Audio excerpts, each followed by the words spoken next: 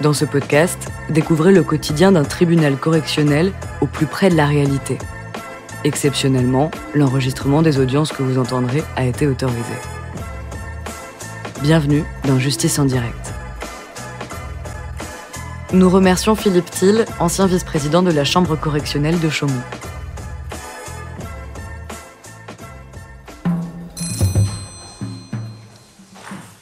L'audience est ouverte, vous pouvez vous asseoir. Donc, premier dossier. Numéro 2. Bon, monsieur Rudy. Et vous, madame Lydia. J'assiste, monsieur le président. Alors, vous êtes renvoyés l'un et l'autre au terme d'une information ouverte devant le juge d'instruction de ce tribunal pour répondre des faits suivants. D'avoir à Saint-Dizier, le 7 septembre 2008, involontairement causé la mort de Julie. Alors, pour ce qui vous concerne, monsieur, il est visé au titre de l'obligation particulière de sécurité ou de prudence que vous n'auriez pas respectée, le fait d'avoir injecté de la cocaïne par voie intraveineuse dans le corps de la victime. Oui. Et pour vous, madame, c'est le fait d'avoir fourni 1 gramme de cocaïne, ce gramme de cocaïne ayant été destiné à être injecté par voie intraveineuse dans le corps de la victime. Donc, pour dire les choses très simplement, on est dans ce dossier en présence d'un cas d'overdose, une personne qui est décédée par overdose, et dans la chaîne des responsabilités, vous êtes l'un et l'autre désignés pour répondre de faits qui ont participé à ces faits. Alors, je vais d'abord vous demander à l'un et l'autre de vous présenter. Vous pouvez vous asseoir pour l'instant, madame. Alors vous, monsieur, vous avez quel âge ? 30 ans, monsieur le président. Vous avez une activité professionnelle ? Oui, bien sûr, monsieur le président. Qu'est-ce que vous faites ? Tailleur de pierre. Rénovation de palais de justice, église, tout ce qui est pierre, musée, tout ça. Voilà. Alors, votre situation personnelle. Je rappelle que au moment des faits, vous viviez avec la victime. Oui, bien sûr. Bon, alors on va y revenir. À l'heure actuelle, vous êtes dans quelle situation personnelle ? Vous vivez avec quelqu'un ? Oui, je vis avec quelqu'un. Je viens d'avoir une petite fille d'1 mois et demi. Que ça se passe très bien. Grâce à cette personne-là, j'ai pu m'en sortir. Enfin, en espérant que ça continue. Alors, je n'avais pas dans ma part de dossier ces antécédents judiciaires, madame le procureur. Quels sont-ils ? J'ai le casier judiciaire, je peux Vous pouvez donner lecture à ce moment-là. Donc, 3 mentions au casier judiciaire, 2 condamnations en 2002, 18 juin 2002 par le tribunal correctionnel de Nancy. Mandat de dépôt à l'audience, 6 mois, dont 4 mois avec sursis mis à l'épreuve pour vol aggravé par 2 circonstances. 17 octobre 2002, 80 heures de travail d'intérêt général pour tentative de vol avec destruction, dégradation. 1er juillet 2008, tribunal correctionnel de Chaumont, 5 mois avec sursis mis à l'épreuve pendant 3 ans pour transport, détention, acquisition et usage de stupéfiants, des faits du 3 mai 2008. Et enfin, 4e condamnation du tribunal correctionnel de Chaumont en date du 6 janvier 2009 à 4 mois avec sursis mis à l'épreuve pendant 2 ans pour tentative de vol aggravée par 2 circonstances. Ce que j'avais noté, c'est que les faits de tentative de vol ont eu lieu 1 mois après les faits qui nous occupent, soit le 8 octobre 2008. Ça m'avait marqué. Bon, je vais vous demander de vous asseoir sur la banquette en attendant. Et on va évoquer la situation de madame.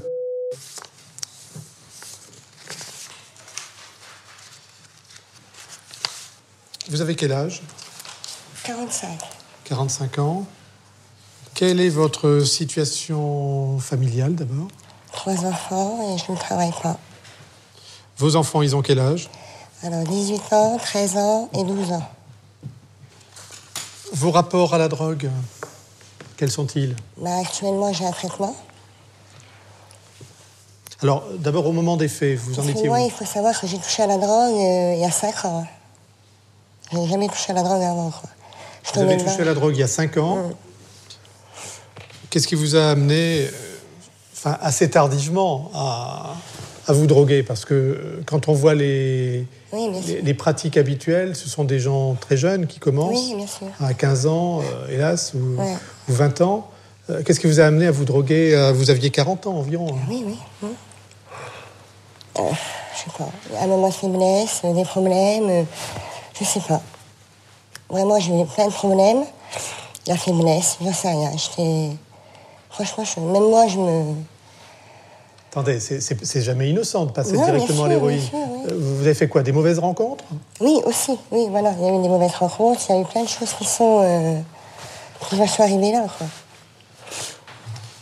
Alors aujourd'hui, sans parler du sevrage lié à votre placement en détention, quelle est votre situation en rapport à l'héroïne, vous? Honnêtement, je passais la prison, ça m'a fait un électrochoc. Et maintenant, la drogue, ça me... Voilà, quoi. Enfin, j'y pense vraiment pas, quoi. Ou si j'y pense en mal, quoi. Je me dis, à mon âge... Vous êtes à l'heure actuelle détenu pour des faits... C'était des faits qui portaient sur des pratiques, notamment d'usage de produits stupéfiants, donc sur 3 ans. Ça englobe la période concernée par le décès de Julie. Et ça veut dire que ce fait dramatique n'a pas interrompu votre trajectoire. Vous avez continué sur votre lancée. Non, j'allais en venir. Impossible d'avoir un traitement dehors. J'arrivais pas à avoir un traitement de méthadone. Donc je continuais à m'acheter ma méthadone au noir. Ça a duré 2 ans et demi. Mais sans parler de méthadone, vous n'êtes pas dit je n'y touche plus, quitte à souffrir le martyre. Je sais, mais c'est tellement dur avec les enfants et tout. Je sais pas. Manque de courage, je sais pas. Vous n'avez rien retiré directement de cette expérience dramatique? Ah si, quand même. Qu'est-ce que vous en avez retiré? Moi, je me culpabilise aussi, j'y pense. C'est certain. Malheureusement, on ne peut pas faire marche arrière. Mais j'y pense, c'est certain.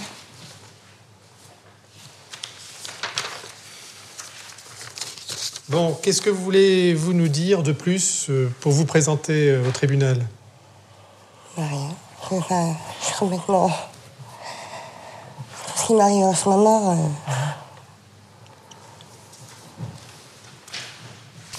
Des questions à poser? Vous pouvez expliquer brièvement ce que c'était la comparution immédiate, ce qu'on vous reprochait, et la peine qui a été prononcée pour qu'on ait un peu une idée? Alors, moi, j'avais 100 grammes d'héroïne, et la personne qui était avec moi avait 700 grammes. Alors, moi, je pense qu'on a jugé pour 800 grammes. C'est un contrôle douanier? Oui. Tout à fait, oui. D'accord. Et vous avez été condamné à quelle peine? 4 ans, 1 an de sursis. 3 ans ferme. Ouais. 3 ans ferme. Alors, on va d'abord évoquer les faits, puis après, on évoquera la personnalité même de la victime. Il ne faut pas oublier qu'il y a une victime dans cette affaire. Et même si elle est absente, il convient d'en dresser le tableau. Vous l'avez peu connu, vous, madame. Vous l'avez davantage connu, vous, monsieur? Oui. Est-ce qu'il y a des membres de la famille? Non, il n'y a personne? C'est d'ailleurs symptomatique, il n'y ait personne de la famille. Bon, alors vous pouvez vous asseoir. Alors, concernant les faits, cette soirée qui va se clôturer dramatiquement par cette overdose, on est donc le dimanche soir. Alors, vous avez passé la journée ensemble, monsieur? Oui, on était tout le temps ensemble. Levez-vous. Non, mais là? Oui. Oui, on était tout le temps ensemble. Alors, séparés jamais. Vous connaissiez depuis combien de temps? 6-7 mois. Vous vous droguiez l'un et l'autre? Ouais. On s'est connus comme ça, d'ailleurs. Vous êtes des polytoxicomanes? Vous touchez un peu à tout? Ouais, à l'époque. Alors, à l'époque, vous touchiez à quoi? Cannabis, cocaïne, héroïne. Mmh. Tout ce qui pouvait me faire oublier ma vie. Ne centrez pas le problème sur vous. Non, pas du tout. Non, mais je vous dis voilà. pourquoi voilà. ce jour-là, vous aviez reçu les enfants de Et on venait de la victime. On les avait ramenés vers 20h à la maison d'enfants. Ouais. Et on était rentrés chez nous le soir. On était devant la télé. On a décidé de reprendre une dose, si on peut appeler ça comme ça. Et l'accident est arrivé. Donc la veille, vous aviez eu recours à madame, Oui. hein? Julie la connaissait. Elle a dit il y a possibilité peut-être d'avoir chez cette femme-là. D'ailleurs, on l'a contactée puisqu'elle avait son numéro de téléphone. Et ça s'est fait comme ça. Après, ils se sont proposés de s'aider entre elles. Et voilà. Nous, on a eu ce qu'on voulait. Elle a eu ce qu'elle voulait. Bon, alors la transaction, vous levez, madame, la transaction a eu lieu donc la veille. Oui. C'est la victime qui vous a contacté? Oui. Ou c'est vous qui l'aviez contactée Elle est incidemment? venue chez moi. Elle est venue chez moi. Elle est venue chez vous? Oui. Qu'est-ce qui s'est passé chez vous? On a été en match chez moi et on a fait l'échange, le méthanol et... Elle vous a donné de la méthadone? Oui, j'ai changé la méthanol, ouais. Et vous, en contrepartie, vous lui avez donné 1 gramme de cocaïne. 1 gramme de cocaïne.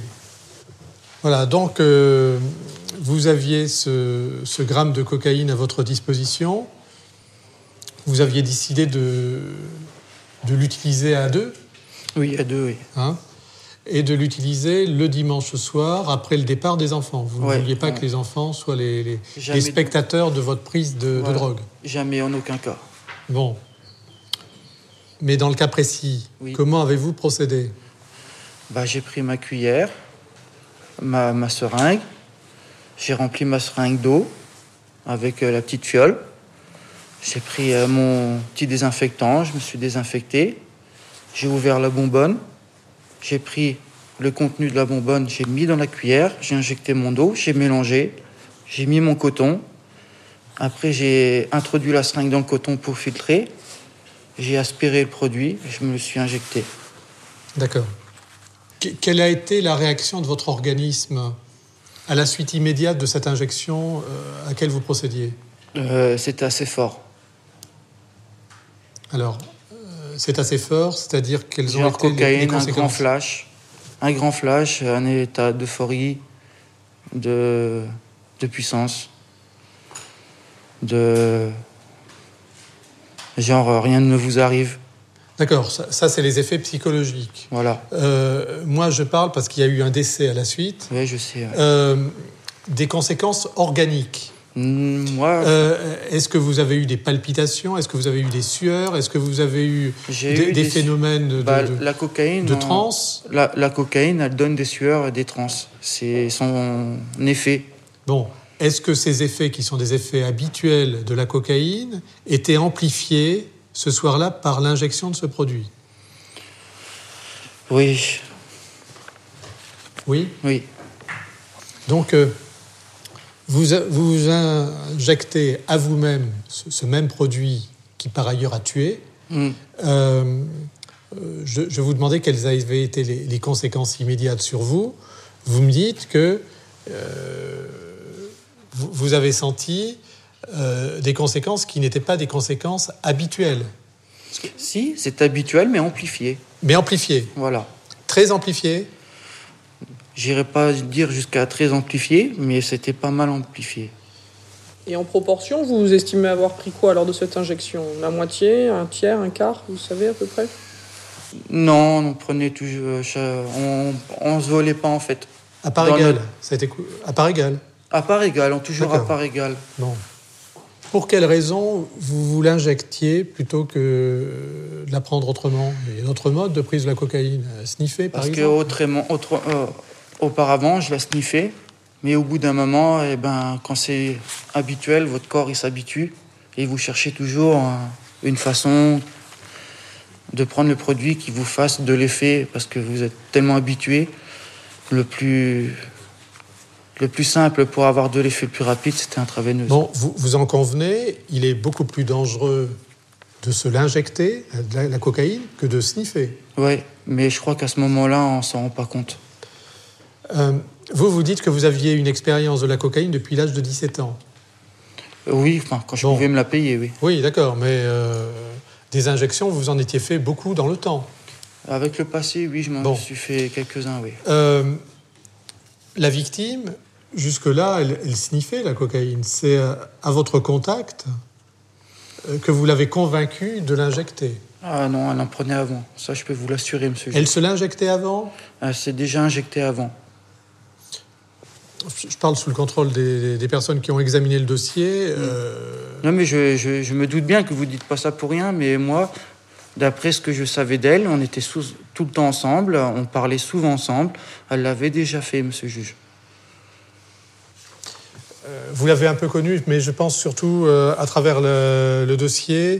Et vous expliquiez que lorsque vous vous rencontriez, vous ne vous êtes pas rencontrés souvent, mais vous parliez beaucoup de vos expériences personnelles en matière de stupéfiants et que vous aviez évoqué ce problème de l'injection. Oui.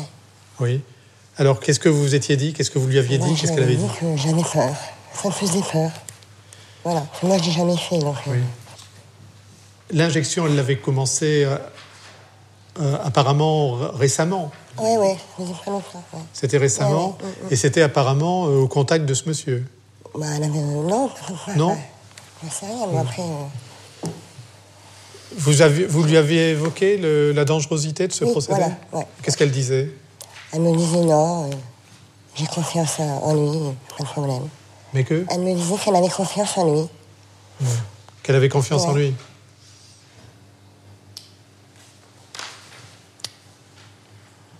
Quand vous vous êtes ingéré ce produit, cette fois-là, compte tenu des effets relativement puissants du produit, pourquoi vous ne lui en avez pas parlé ?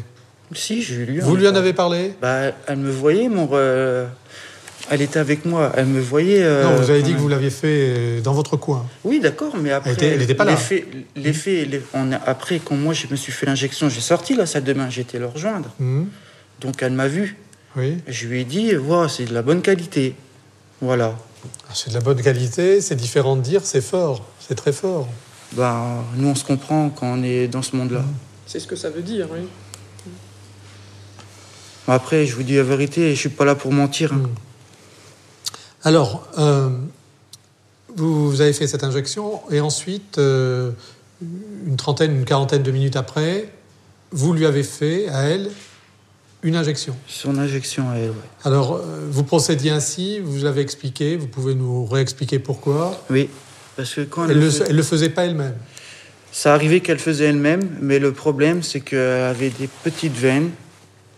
Et bien souvent, elle se mettait à côté, ça lui faisait des abcès. Et ça fait mal.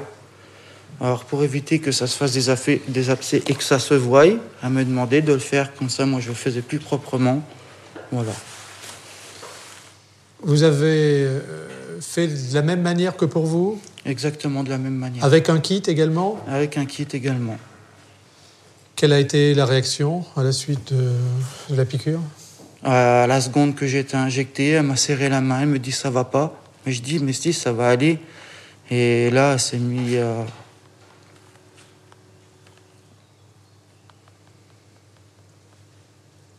Elle était debout ? Non, elle était assise sur... Quand vous avez fait l'injection, elle était debout ? Non, elle était assise sur une petite chaise en plastique. Après l'injection, elle s'est levée ? Ou elle n'a pas pu se lever ? Elle s'est levée, elle m'a pris la main, elle a essayé de se lever, elle était à moitié levée, on va dire. Elle m'a dit ça va pas, j'ai dit si, assieds-toi, ça va aller. Et elle a dit j'ai du mal à respirer, et là elle est tombée toute raide, tremblant. J'ai paniqué, j'ai appelé les pompiers tout de suite.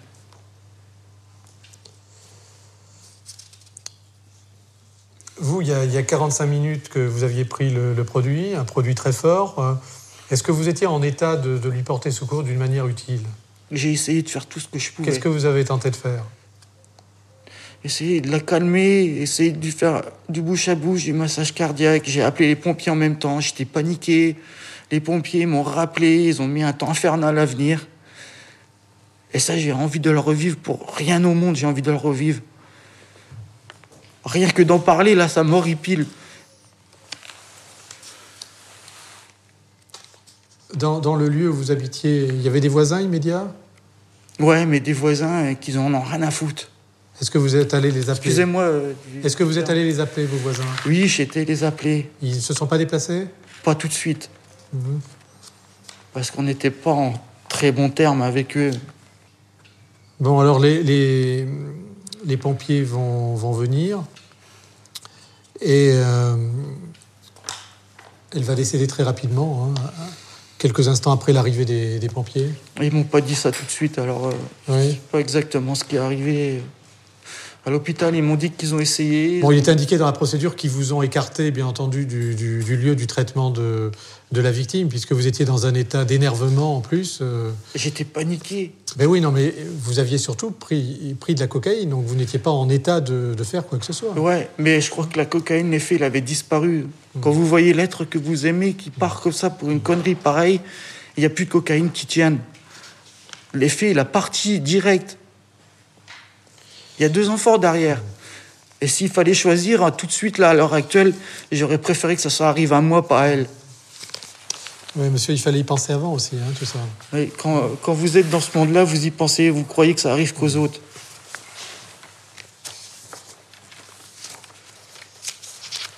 À la suite du décès, une information va être ouverte. D'abord, une recherche des causes de la mort et puis une information ouverte.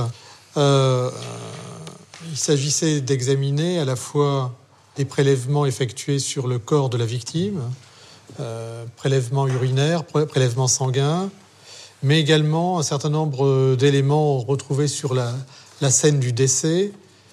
On a relevé la seringue qui avait servi à l'injection mortelle, mortifère. On a saisi également une autre seringue qui a été trouvée sur les lieux. La mienne et la sienne.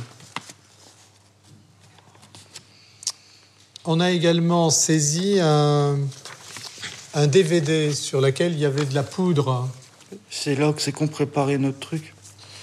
Alors justement, ce DVD, parce que je vous posais la question tout à l'heure, comment vous aviez préparé vos doses d'injection. Ce DVD, il n'avait pas servi ce jour-là? Si, j'ai pas pensé à vous le dire, parce que quand vous l'avez vous l'avez dans une bonbonne, il se forme en état de cailloux. Et vous êtes obligé d'écraser les cailloux pour le faire en poudre. Et ce DVD-là, il servait à ça, en fait, à écraser les cailloux pour pouvoir le mettre en poudre dans la cuillère. D'accord, donc vous l'aviez utilisé, ce DVD? Oui, bien sûr, on l'a utilisé. Donc il a été saisi. Alors, voilà les conclusions du rapport d'analyse toxicologique qui a été mené donc sur la poudre trouvée sur ce DVD, dans le sang et dans l'urine de la victime, sur la seringue usagée. Bon, on trouve exactement les mêmes produits. À savoir, on a trouvé de la cocaïne, normale. Oui. On a trouvé de l'héroïne. Oui. C'est un peu moins normal. C'est parce qu'on était drogués avant, on s'en servait pour des choses avant. C'était pas la première fois qu'on en prenait. Comment se fait-il qu'on trouve de l'héroïne dans la seringue que vous avez utilisée, puisque c'était un kit neuf que vous avez employé? Mais quand on utilisait le même CD pour à chaque fois les mêmes produits. Alors ça se peut qu'il y ait des résidus sur le CD d'héroïne qui s'est mélangé avec la cocaïne. Alors il y a de la cocaïne, il y a de l'héroïne, de la narcotine, c'est un alcaloïde naturel de l'opium. Voilà, après c'est peut-être les mélanges. Du paracétamol, on y a trouvé de la caféine et de la phénacétine. Et ce mélange, eh bien, il porte un nom pour les habitués, mais également pour les scientifiques, c'est ce qu'on appelle un speedball. Oui, exact, oui. Voilà, un speedball qui est un mélange. Je ne connais pas, mais bon. Voilà, alors est-ce que vous l'aviez fait volontairement ou involontairement? Involontairement, ça je vous assure. Mais le résultat, il est là. Involontairement, je vous assure. Après, on ne sait pas trop ce qu'ils mettent dans leurs produits. Nous, ils nous vendent ça comme forme de cocaïne pure, mais on ne sait pas trop ce qu'il y a dedans. Pourquoi vous n'aviez pas nettoyé la surface du DVD avant de procéder? Parce que ce DVD-là, on s'en servait tout le temps. Voilà. Il est au-dessus de l'armoire de la cuisine, jamais parmi les autres. Parce que ce DVD-là, il servait qu'à ça, en fait. C'était un boîtier. Alors, quant à l'autopsie, le décès peut être survenue par une arythmie cardiaque ayant entraîné une défaillance cardiaque majorée par une dépression respiratoire sévère. Voilà les conclusions des 2 médecins experts. Cette arythmie cardiaque qui a abouti à cette défaillance est en lien direct avec l'association de morphine, de méthadone et de cocaïne.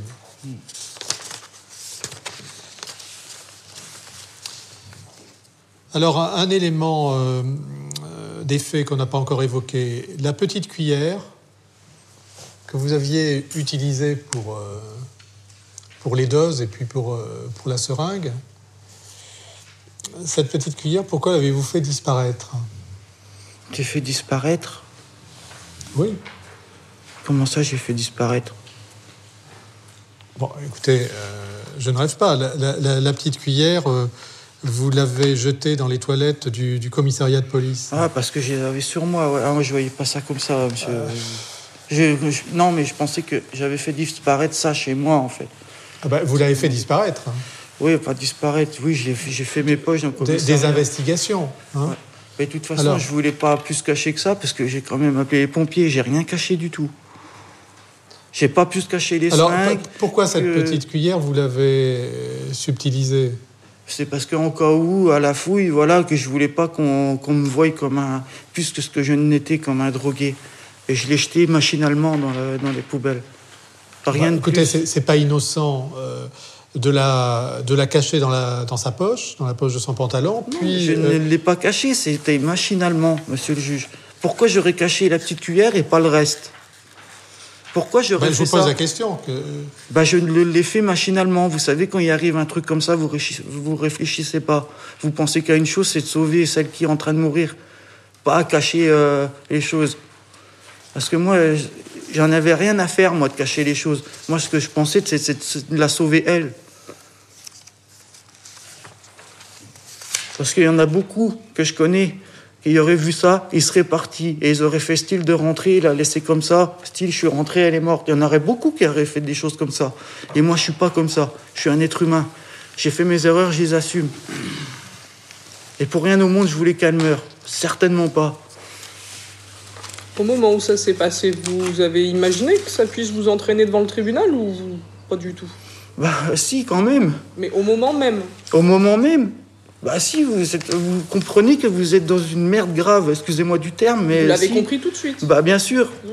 Hein, c'est pas parce que j'ai une fin de troisième que je suis abruti, mais quoi. j'ai pas dit monsieur, non, de ma question. Non, excusez-moi, c'est pas une reproche que je vous fais, loin de là, je me permettrai pas, mais... Monsieur, voilà. Écoutez-moi, vous avez l'air de dire que vous étiez émotionnellement dans un état pas normal du fait que vous étiez en train de constater qu'elle allait décéder. J'ai pensé qu'à une chose, c'est elle a sauvé elle. Ah, rien d'autre.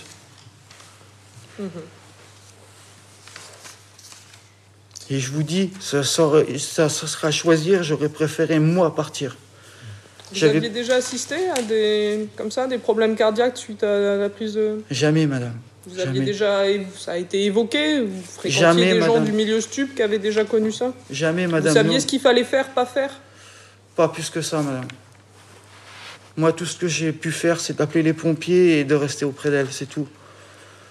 J'ai eu des cours de secourisme, mais pas pour des choses comme ça. Des accidents de la vie au métier, d'accord, mais pas pour des choses comme ça. Alors, vous saviez qu'une overdose, ça peut toujours arriver. Dans le milieu des drogués, l'overdose, oui, c'est ceux qui surplombent leur expérience personnelle. Mais comme je vous dis, on ne pense pas que ça va nous arriver à nous. On pense que ça arrive qu'aux autres. Malheureusement. Mais et depuis... c'est arrivé à l'autre, là. Hein. Ça vous est pas arrivé à vous. J'aurais préféré, je vous dis. J'aurais préféré 1000 fois, et ça serait à refaire, je le ferai tout de suite. Sans hésiter. Au moment des faits, vous logiez à quel endroit? Dans un foyer? On avait un appartement social. On n'était plus au foyer. On avait eu un appartement social. Qui dépendait d'un foyer? Qui dépendait d'un foyer, ouais. Bon. J'ai vu que la victime était tellement maigre que les responsables du foyer, dans les derniers temps, avaient exigé que vous veniez prendre les repas du midi. Oui, c'est vrai. Au foyer. C'est vrai. C'est exact. C'est vrai. Donc elle n'était pas dans un état de santé mirifique. Hein. Moi, elle me dit que ça allait, voilà. Non, mais c'est pas ce qu'elle vous disait. Vous aviez le regard d'un tiers, vous pouviez évaluer. Oui, mais moi, je la voyais, monsieur le juge, je la voyais manger, moi. Elle mangeait. Ce que je faisais, elle mangeait. À chaque fois. Elle mangeait. Bon, il y a un autre élément de votre situation à tous les deux, puisqu'on parle de votre logement. C'est la découverte par toutes les personnes qui sont intervenues dans ce logement le soir et le lendemain des faits, de l'état général de mauvais entretien des lieux. Oui, c'est vrai. Parce qu'elle souffrait du manque de ses enfants. Attendez, vous étiez tous les deux. Oui, on était tous les deux, oui. Il y avait elle, mais vous pouviez vous pallier ces insuffisances en la matière. Je faisais cuisine, salle à manger. Le seul état, c'était la chambre. Ça, j'avoue. C'était la chambre, mais le reste était bien. C'est ce que vous dites, hein. Un état des lieux déplorable. Il y a l'un des représentants du foyer qui a dit qu'il n'avait jamais vu ça. Dans la chambre, oui, certainement, oui. Alors, à travers ce laisser-aller général, c'est le mental également qui s'abandonne, hein. C'est quand même la preuve que vous n'étiez pas bien dans vos têtes, ni l'un ni l'autre. Non. Et qui dit pas bien dans les têtes, dit pas bien physiquement non plus. On n'était pas bien, mais on s'aimait, on était bien tous les deux. Bon, est-ce qu'il y a des questions à poser, monsieur ? Oui, madame le procureur. Oui. Monsieur... Asseyez-vous, madame, on parlera de vous après. En fait, ce que j'ai du mal à comprendre, c'est que manifestement, ça résulte notamment de différents textos que vous vous envoyez avec Julie. Vous étiez fous amoureux l'un de l'autre, vous aviez même le projet d'avoir un enfant. Ouais. Et je me dis que c'est pas très compatible avec le fait de vendre ou de donner la méthadone pour prendre en plus en injection un produit. Et vous savez très bien que les conséquences sont dramatiques. Oui, non seulement qu'on a bien évoqué ce sujet-là, on en parlait souvent de vraiment arrêter. Mais après, je vous dis, ça ne se fait pas du jour au lendemain. On avait du mal. Effectivement, je ne mentirais pas là-dessus, on avait grand mal. Ah, vous avez indiqué tout à l'heure que vous preniez effectivement toutes ces différentes drogues. Vous avez dit tout ce qui pouvait me faire oublier ma vie. Oui. Qu'est-ce qui se passait dans votre vie pour que vous ayez besoin de prendre autant de choses ? Quand vous avez une mère qui vous met une après-midi complète à genoux sur un manche à balai parce que vous avez cassé un verre, interdit de poser les fesses sur les jambes, quand vous vous relevez le soir, de la punition, vous ne savez plus marcher, et j'en passe. Être debout en plein soleil, les pieds nus dans une bassine d'eau, si tu as soif, tu bois avec tes pieds. Donc ça, c'était pendant votre enfance ? Ouais, c'était pendant mon enfance que j'ai subi. Et mon père, malheureusement, il n'était pas comme ça, mais il n'était jamais là. Et il y avait eu un suivi des services sociaux d'un juge pour enfants, chose comme ça ? Pensez-vous ? Non, je vous pose la question. Rien du tout. Même l'école, ils s'en ont même pas rendu compte. J'avais des yeux comme ça, mais l'école, ils n'en avaient rien à foutre. Et vous l'avez jamais signalé ? Quand vous avez peur de quelqu'un... Non, mais c'est pas, je vous critique pas, monsieur. J'essaie de comprendre qui vous êtes. Ma mère, pour moi, c'était le diable. J'essaie de comprendre qui vous êtes et comment vous avez pu tomber là-dedans. Ma mère, c'était le diable en personne. Et d'ailleurs, quand mon père il est mort d'un cancer, il savait très bien où c'est qu'il fallait me trouver. Mon père, il ne pouvait pas parler. Il s'était fait opérer de la gorge. Il marquait sur une ardoise, comme quoi qu'il avait envie de voir son dernier. Ma mère, elle savait très bien où c'est que... Elle disait, laisse-le, c'est une pourriture, il ne fera jamais rien de bon de sa vie. Et elle a laissé mon père mourir sans voir son dernier. Et sans même que moi, je me rende compte que mon père est en train de mourir. Alors vous pensez bien qu'elle peut se faire écraser sur la route, je m'en fous complètement. Et je pèse mes mots. Mais ça reste ma mère, je l'ai quand même prévenue qu'elle est grand-mère. Après, elle en fait ce qu'elle en veut. Moi, ce que je vois maintenant, c'est que malgré mes problèmes et tout, j'essaye de tout faire pour m'en sortir. J'ai trouvé une femme qui est énorme, qui est très bien, qui m'a aidé. On a une petite fille ensemble, qui est très belle. Et d'ailleurs, on a galéré parce qu'elle a resté quand elle est née, elle a eu un petit traitement exprès à cause de la méthadone, un sevrage. Ça n'a pas duré longtemps, mais quand vous vous rappelez tout ce que vous avez vécu, vous emmenez pas large. Donc votre compagne actuelle est aussi une ancienne toxicomane ? Oui. D'accord. Qui s'en est sortie aussi, et c'est grâce à elle que je m'en suis sorti, parce qu'elle a du courage. Elle n'est pas plus grosse que Julie, elle n'est pas plus grande que Julie, mais elle a énormément de courage. Et si je pouvais en avoir autant qu'elle, je serais un homme. Et c'est pas le cas. Je vous remercie. J'ai juste une question pour madame. Est-ce que vous pouvez, madame, justement expliquer quel intérêt vous trouviez-vous à échanger de la méthadone contre de la cocaïne ?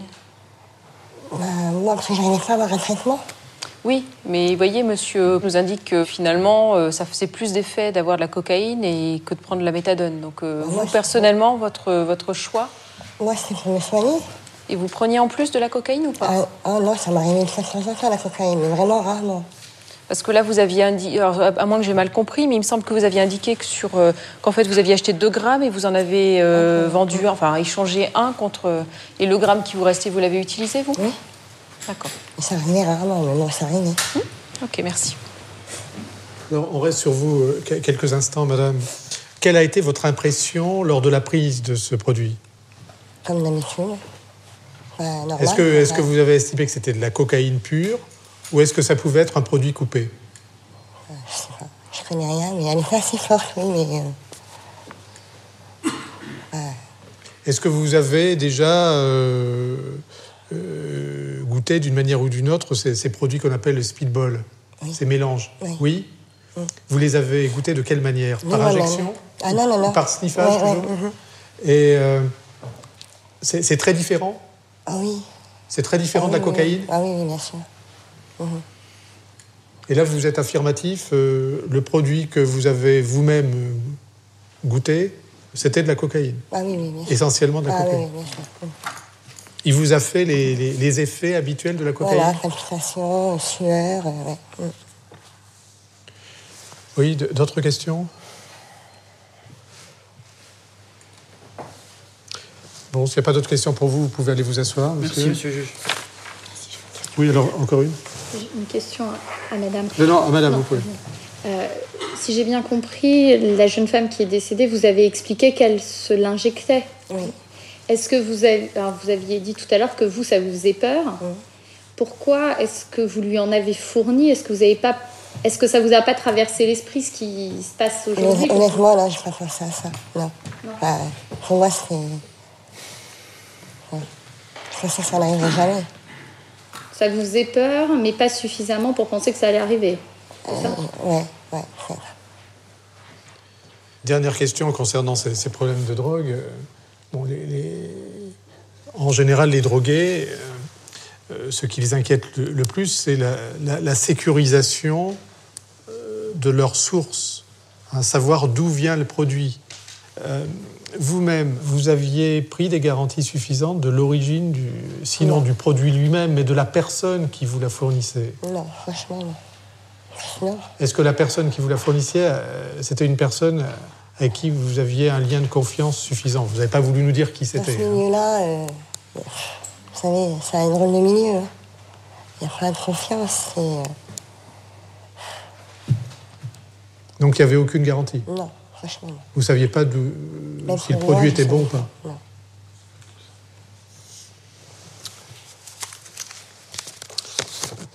Bon, alors dernier point avant de clôturer l'instruction, je vais quand même évoquer la personnalité de la victime. Alors, on a les grands traits de cette personnalité à travers une enquête de personnalité, précisément, qui avait été requise par le juge d'instruction. Bon, il aurait été intéressant d'avoir des membres de sa famille qui auraient pu rendre cet aspect des choses plus concret.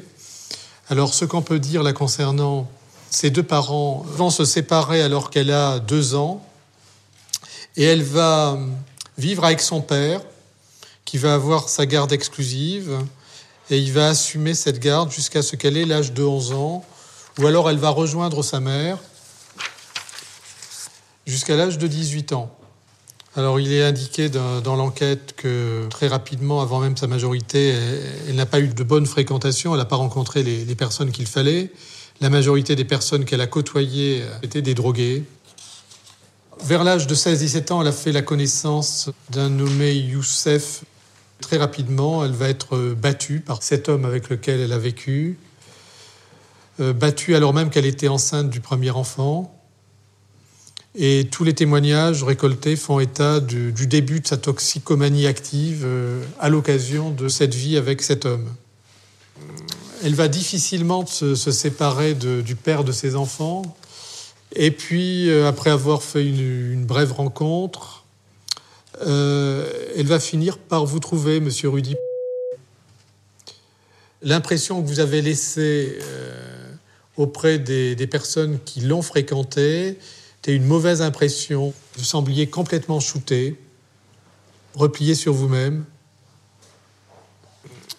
Sa seule vraie relation, forte relation, c'était sa relation avec ses enfants, avec ses 2 enfants. Il précisait un amour inconditionnel. Elle avait du mal à leur dire non, elle cédait à tous leurs caprices. Elle était en manque d'amour et elle donnait beaucoup à ses enfants, est-il précisé. L'une de ses plus grandes craintes était d'être jugée comme une mauvaise mère.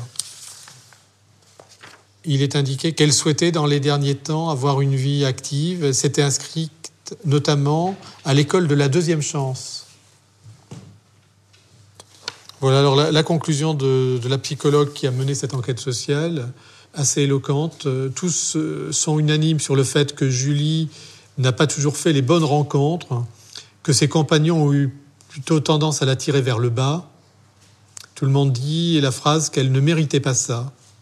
Cela peut s'entendre de différentes manières, pas mériter de vivre la séparation de ses parents, d'être l'enjeu de conflits majeurs entre eux, de rencontrer un premier homme violent, de tomber dans la drogue, de faire de mauvaises connaissances et de mourir à 27 ans d'une overdose, laissant 2 enfants. Cette jeune fille a connu un parcours de vie des plus chaotiques, semblant s'épanouir uniquement dans la maternité. Cette jeune femme était certainement en manque de repères et les seuls à l'avoir couverte spontanément d'amour, ce sont ses enfants. Voilà, donc on va s'arrêter là. Vous voulez dire quelque chose d'autre, puisque vous l'avez connu un peu ? C'est ça. Oui. Très bien, vous pouvez vous asseoir, madame. Bon, l'instruction de ce dossier est close. Alors, on va prendre les plaidoiries et réquisitions. Alors, ministère public, vous avez la parole, madame le procureur. Oui, je vous remercie, monsieur le président, mesdames du tribunal. C'est vrai que dans ce genre d'affaires, monsieur le président, on a généralement, bien sûr, et c'est logique, un avocat de la partie civile qui vient vous parler de la victime, de sa vie, de son parcours, qui vient représenter ses parents, ses frères et sœurs, ou ses enfants, comme ça pourrait être le cas dans le cas d'espèce. Et c'est vrai qu'aujourd'hui, il n'y a personne. Et je crois qu'il était important de retracer un petit peu le parcours tout à fait chaotique de Julie pour bien comprendre quelle a été sa vie, quel a été son parcours, qui est, à mon sens, même si chaque histoire est bien sûr différente, mais strictement identique au parcours de vie de Madame, au parcours de vie de Monsieur, des enfances difficiles, des adolescences qui le sont tout autant, le début de la délinquance, et puis la plongée dans un engrenage tout à fait infernal à partir du moment où on commence à goûter aux produits stupéfiants, d'abord le cannabis classiquement, puis ensuite tout de suite les drogues dures. Les seuls quelques points que je voudrais rappeler s'agissant du parcours de la victime, elle va arriver début 2007 sur Saint-Dizier. Elle sera vue un mois après par un travailleur social qui va noter qu'elle est tout à fait amaigrie, qu'elle a le teint pâle et qu'elle est tellement dans la toxicomanie qu'elle en est à perdre ses dents. Dans une situation telle que dès le 8 novembre 2007, une ordonnance de placement provisoire va être prise à l'égard de ces 2 enfants et qui depuis d'ailleurs seront toujours dans cette situation de placement en famille d'accueil. Et dans le dossier d'assistance éducative qui a été joint au dossier d'instruction, l'on voit que le père des enfants ne prend jamais de nouvelles de ceux-ci ou quasiment jamais et qu'il est très régulièrement incarcéré pour des faits de trafic de stupéfiants. L'autre élément important, les parents de la victime ont été entendus suite à son décès. S'agissant de son père, il va dire vous savez, moi ma fille, la dernière fois que je l'ai vue, c'était en janvier 2006. Donc là, nous étions en septembre 2008. Je ne suis pas au courant de sa vie. J'ai vu ses enfants pour la première fois en 2006. Et je ne veux pas caricaturer, mais en clair, son audition revient à circuler, il n'y a rien à voir, c'est comme ça. Mais ma fille, vous savez, je ne peux pas vous en dire grand-chose. S'agissant de sa mère, elle a effectivement rappelé que le point d'achoppement dans leur relation, c'était cette toxicomanie, le fait qu'elle n'acceptait pas cette situation et que de fait, elle aussi avait fait une croix sur sa vie. Donc ça, c'est pour l'année 2007. Et puis, à partir de 2008, c'est la rencontre avec Rudy. Vous l'avez rappelé tout à l'heure, Monsieur le Président, avec une double image contrastée. Lorsqu'on a notamment le témoignage de la demi-sœur de la victime, qui dit c'était l'absolu coup de foudre à l'égard de ce monsieur. Ils étaient heureux. Autant quand il n'était pas drogué, il était fantastique et c'était un homme bien, et autant quand il était drogué, c'était la catastrophe. Et il pouvait être extrêmement inquiétant. Et cela corrobore, et c'est le deuxième point, d'autres témoignages de personnes disant Rudy l'a tiré vers le bas, et depuis qu'elle l'a connu, elle s'est mise à s'injecter de la cocaïne, et ça a été la catastrophe. Voilà les éléments que je souhaitais rappeler s'agissant du parcours de la victime. Alors, quelle peine prononcer à l'égard de l'un comme de l'autre ? J'ai toujours l'habitude de dire cela lorsqu'il s'agit d'homicide involontaire dans le cadre d'accident de la route, mais ça s'applique tout à fait dans le cas présent, c'est-à-dire qu'il n'y a aucune peine qui remplace la vie d'un homme ou d'une femme. Il n'y a aucune peine qui remplacera la mort de Julie, qui rendra à ces 2 enfants leur maman. Il n'y a rien qui remplacera ce qui a été fait. Il y a un petit point positif, j'allais dire, dans cette affaire, c'est que, parce que moi je n'y croyais pas, parce que la dernière fois, cette affaire a fait l'objet d'un certain nombre de renvois, et monsieur était aux abonnés absents, puisqu'il avait déménagé de fait de Saint-Dizier, mais sans en informer le tribunal. Et c'est clair que si on n'avait pas eu par accident, j'allais dire, son adresse, il aurait été jugé en son absence. Et personnellement, je pensais qu'il n'aurait pas le courage d'assumer ses actes. Et c'est vrai qu'aujourd'hui, d'avoir vu qu'il a fait le déplacement, je trouve que c'est un point extrêmement important. Déjà parce que ça permet de juger monsieur, non pas sur un dossier, mais de juger sa personne, de juger la personne qu'il est. Et lorsqu'il disait tout à l'heure qu'il ne se comportait pas comme un homme, et bien là, je considère qu'il s'est comporté comme un homme aujourd'hui, en venant et en assumant ce qui s'est passé, ce qui m'apparaît tout à fait important. Maintenant, il ne faut pas oublier la gravité des faits. Il ne faut pas se le cacher. Et je crois qu'il est tout à fait important, dans le cadre de cette affaire, de prendre en compte, bien sûr, cette gravité, de prendre en compte l'évolution des différentes personnes. Alors, j'entends bien, là encore, ça me fait toujours bondir, mais j'entends bien madame qui dit qu'elle pense très souvent à la victime. Je crois que si elle avait pensé à elle, et notamment au mois de mars, lorsqu'elle s'est fait prendre avec 800 grammes d'héroïne, non, elle aurait peut-être pas fait ce qu'elle a fait. C'est un petit peu facile lorsqu'on dit que la prison a servi d'électrochoc. J'aurais moins aimé que ce décès tout à fait brutal et choquant lui serve à l'époque d'électrochoc. Ça n'a pas été le cas.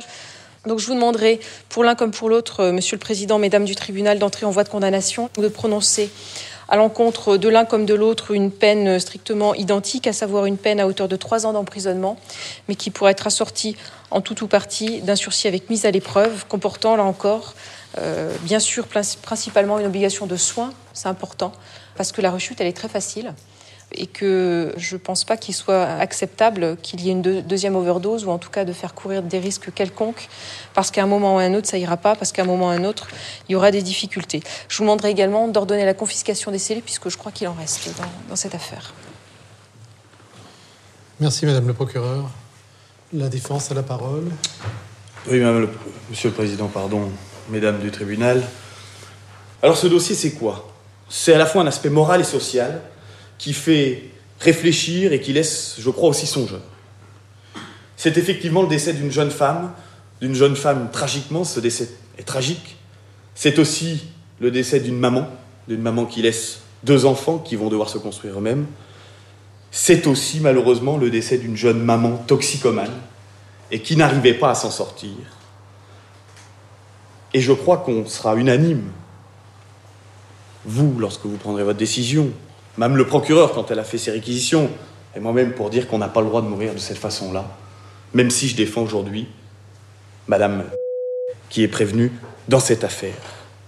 Une autre observation, est-ce qu'effectivement, c'est bien la dose qui a été cédée, vendue comme on veut, par Madame qui est à l'origine directe du décès de la victime?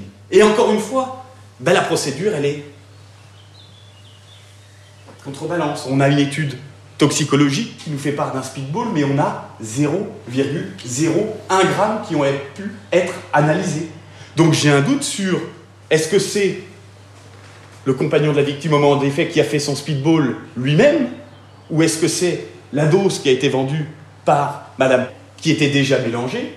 J'ai un doute sur ce point-là. Et d'ailleurs, Madame y a répondu tout à l'heure en disant, moi, ça me faisait les effets peut-être d'une cocaïne un peu plus forte, mais sûrement pas des effets d'un speedball, et j'en ai déjà pris auparavant. Et puis, il y a un dernier point. Je suis étonné aussi sur les rapports d'autopsie, effectivement. Quand j'ai un juge d'instruction qui vient demander un complément aux médecins qui ont pratiqué l'autopsie, je me dis, il y a un doute. C'est déjà avoué qu'il y a un problème dans le dossier. C'est avoué parce que, effectivement, les résultats ne sont pas clairs. Il y a des réelles contradictions. On finit par dire que le décès peut être survenu par une arythmie cardiaque ayant entraîné une défaillance cardiaque. Peut-être. J'ai pas de certitude. Alors, dans un premier point, on me dit c'est morphinique, donc c'est de l'héroïne. Et puis, dans un autre cas, on vient nous dire mais non, c'est plutôt une arythmie cardiaque. Il y a une contradiction dans cette autopsie, dans ces rapports, qui me laisse penser qu'on n'arrive pas à démontrer réellement un lien. Il est certes indirect, mais pas certain. Et puis, si vous retenez un lien indirect mais certain, je vous demande d'apprécier la condamnation et de rapporter bien évidemment à plus juste proportion. Voilà les quelques observations que j'entendais faire dans l'intérêt de la défense et je vous remets les quelques arrêts de jurisprudence. Très bien. Merci, maître. Merci. Ça, c'est les pièces qu'a fournies monsieur. Alors, monsieur, vous allez à la barre. Alors, vous n'avez pas d'avocat, mais vous défendez seul. Je pense que vous pouvez vous défendre efficacement tout seul. Bon, vous avez entendu les réquisitions du ministère public. Oui. Donc, qui a visé la gravité des faits. Oui. Il y a mort de personnes, mort d'une jeune femme, et qui a requis à votre encontre la peine de 3 ans d'emprisonnement, totalement ou partiellement assorti d'un sursis avec mise à l'épreuve. Vous savez ce qu'est un sursis avec mise à l'épreuve ? Oui, monsieur. Bon, alors vous avez la parole pour vous exprimer, pour dire ce que vous souhaitez nous dire concernant votre responsabilité dans cette affaire. J'assume ma responsabilité, malgré que j'ai jamais voulu ça, très loin de là. Si c'était à refaire, jamais je retoucherai ces putains de produits-là, excusez-moi du terme, mais c'est comme ça qu'on doit parler de ça. Et puis que j'ai envie de continuer sur ma lancée, m'en sortir comme je suis parti. Et que je regrette infiniment que ma pauvre Julie aille où c'est qu'elle est. J'ai une pensée aussi pour ses enfants, que si je pouvais faire quelque chose pour eux, je le ferais sans souci et tout de suite. Voilà. Oui, concernant la peine ? Concernant la peine, justement, vu que j'ai un travail, tout ça, après, je sais pas, je m'en remets à vous, monsieur le juge. Je ne suis pas en mesure de pouvoir demander quelque chose. Enfin, vous avez un travail, vous êtes en voie de réinsertion sociale. Oui, depuis un petit moment quand même. Oui. Ouais. Bon, ça prend du temps. Hein, ouais, ça prend du temps, mais en tout cas... Il faut solidifier les acquis. Ouais. Hein? Je sais pas si vous avez lu le rapport social, mais j'ai un bon rapport social. Le Pélican, l'association qui me suivait pour la méthadone, tout ça, ils ont jugé que, entre parenthèses, que je m'en suis sorti, parce que j'avais de nombreuses analyses sanguines et urinaires, comme quoi qu'il n'y avait plus aucune trace de quelque sorte de drogue, que ce soit cannabis, héroïne, cocaïne ou autre. Et que je viens d'avoir une petite fille, j'y tiens. J'ai gâché peut-être une vie, mais j'ai pas envie de gâcher une deuxième vie. Maintenant, j'ai des responsabilités et je compte les tenir. Voilà. Très bien. Vous souhaitez rajouter autre chose ? Non, monsieur le juge. Écoutez, le tribunal va se retirer pour délibérer. D'accord. Donc, il est 6h moins le quart, disons, vers 6h30. Peut-être avant.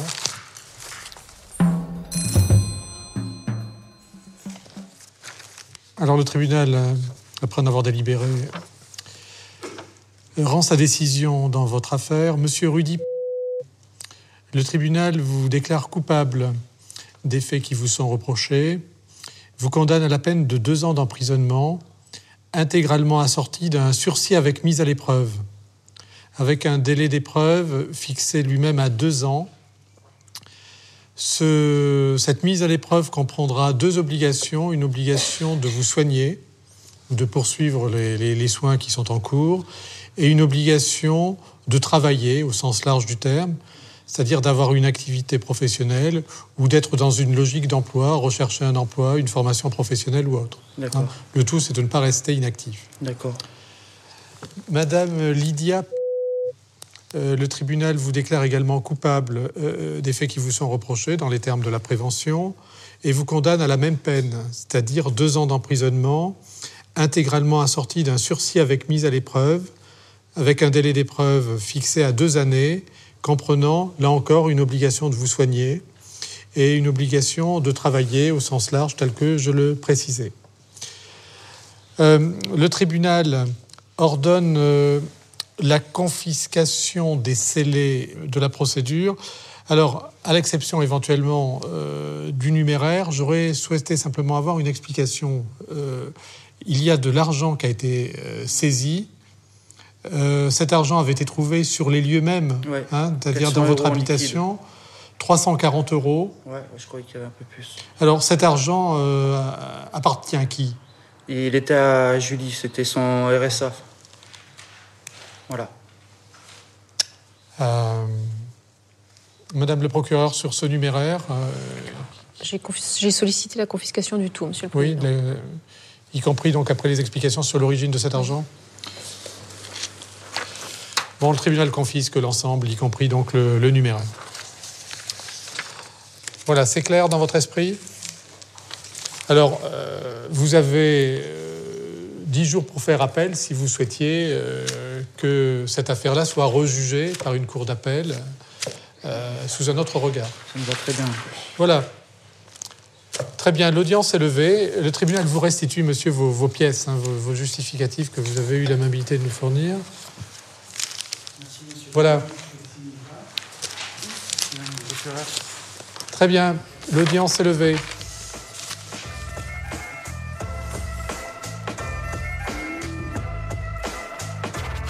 Vous venez d'écouter Justice en direct. Si vous avez aimé ce podcast, vous pouvez vous abonner sur votre plateforme de podcast préférée et suivre Initial Studio sur les réseaux sociaux. Justice en direct est une coproduction Initial Studio et Morgane Productions. Ce podcast est une adaptation de la série documentaire En direct du tribunal, produit par Morgane Productions, écrit par Samuel Luret et réalisé par Nathalie Kawam. Production exécutive du podcast, Initial Studio. Production éditoriale du podcast, Sarah Koskiewicz. Montage, Camille Legras. Musique, La Grande Table. Illustration, Paul Grelet. Avec la voix de Pauline Josse.